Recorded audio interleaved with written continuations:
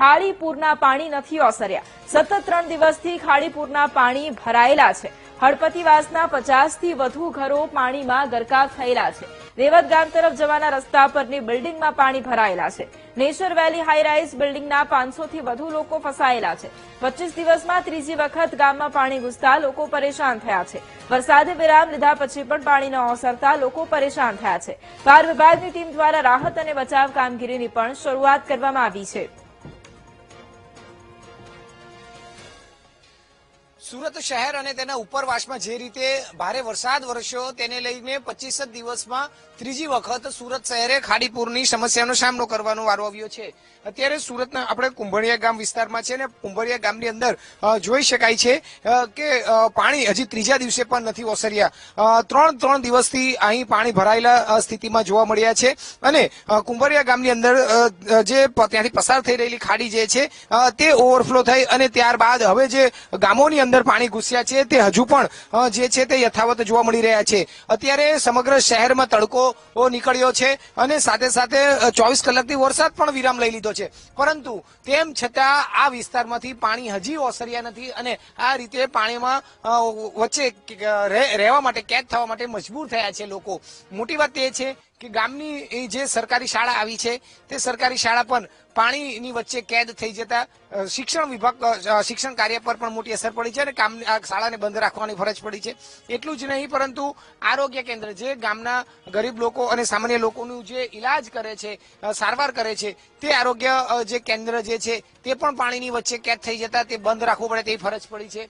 આંગણવાડી પણ જે છે તે પાણીની વચ્ચે કેદ થઈ ચૂકી છે અને આ રીતે જ્યાં જુઓ ત્યાં બધી જગ્યાએ પાણી ભરાઈ ગયેલા જોવા મળ્યા છે। આખું ગામનું જે મધ વિસ્તાર છે તે પાણીની વચ્ચે કેદ થઈ ચૂક્યો છે અને સાથે સાથે જે આખું જે હળપતિ વાસ છે કે આખો ને આખો હળપતિ વિસ્તાર કે જે અંદર 50થી 100 જેટલા ઘરો આવ્યા છે તે પાણીની વચ્ચે કેદ થઈ ચૂક્યા છે અને આ સારોલી ગામથી દેવોદ ગામ જતો જે રોડ અને ત્યાં વચ્ચે જે મોટા બિલ્ડિંગો બનાવવામાં આવ્યા છે તે તમામ બિલ્ડિંગોના 500થી વધુ રહીશો પાણીની વચ્ચે કેદ થઈ ગયા છે।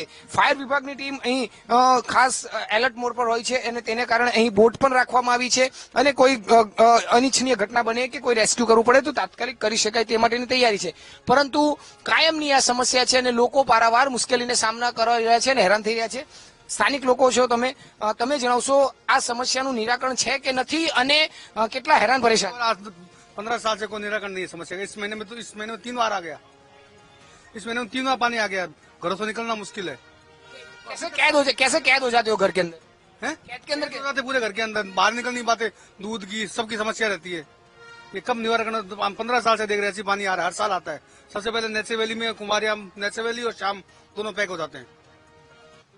कितना परेशान हो जाते हैं जब व्यापार में नहीं जा सकते, कोई बच्चों को नहीं। बहुत होती है इसमें, क्या है परेशानी बहुत होती है।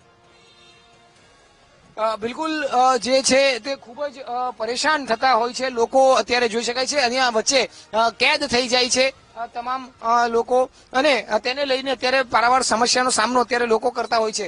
આપણે કેટલાક લોકો સાથે વાત કરવાનો પ્રયત્ન કરીશું। બેન, તમે જણાવશો પાણી ભરાઈ જાય છે દર વર્ષે, કેટલું હેરાન પરેશાન થવું પડતું હોય છે? મારા ઘર તો આખું ડૂબેલું છે, આખું ડૂબેલું છે। હવે અમે કઈ હિસાબે જીવીએ અમારું જ જાણીએ છીએ બધું। એક વાની 3 વારનું પાણી આવી ગયું, બોલો હવે કેવી રીતના કરીએ? હે હા 3 વારનું પાણી આવી ગયું અહીંયા ગાડી। તકલીફ થાય જાય અહીં તો તકલીફ થાય છે, એટલી તકલીફ થાય છે ને કે પૂછવાની વાત નહીં। એવું તો કેટલું અમે ચાલીએ આજે જિંદગીથી આ સમસ્યા છે, બોલો। હા, એટલે લોકો પારાવાર સમસ્યાનો સામનો કરી રહ્યા છે। ઘરોમાં 3 દિવસથી ઘરે નથી જઈ શકતા અને આ જે એક જ મહિનામાં 25 દિવસમાં આ ત્રીજી વખત પાણી આવ્યું ને એક જ અઠવાડિયામાં તો બીજી વખત હજી તો પાણી ઓસર્યા ઘરે રહેવા જવાની તૈયારી કરી અને ફરી વખત પાણી આવી જતા લોકો જે છે તે હવે ત્રાસી ચૂક્યા છે। ભારોભાર રોષ તંત્ર સામે જોવા મળ્યો છે અને આ સમસ્યાનું કાયમી નિરાકરણ આવે તેવી પણ એક માંગ ઉઠી રહી છે। એટલે ચોક્કસથી જે તંત્ર જે છે તે હવે આનું નિરાકરણ લાવે તે માટે વિચારવું પડે તેવી સ્થિતિ સર્જાઈ છે। એક વખત, 2 વખત, પરંતુ 3 વખત જયારે પાણીના ભરાવા થતા હોય ને વરસાદ બંધ થઈ જાય છતાં પણ જો પાણી ના ઓસરતું હોય તો ખરેખર તંત્રએ ડૂબી મરવું જોઈએ અને આને એક શરમ મહેસૂસ જો થતી હોય, શરમ આવતી હોય તો ખરેખર આ પાણીને કઈ રીતે કાયમી નિરાકરણ લાવે તે પ્રકારના ગંભીરતાથી લઈને વિચારીને તેના પગલા ભરવા ખૂબ જ જરૂરી બન્યા છે। કેમેરામેન સરજુ પારેખ સાથે ધ્રુવ સોમપુરા, વીટીવી ન્યૂઝ, સુરત। સુરેન્દ્રનગરમાં ભારે વરસાદથી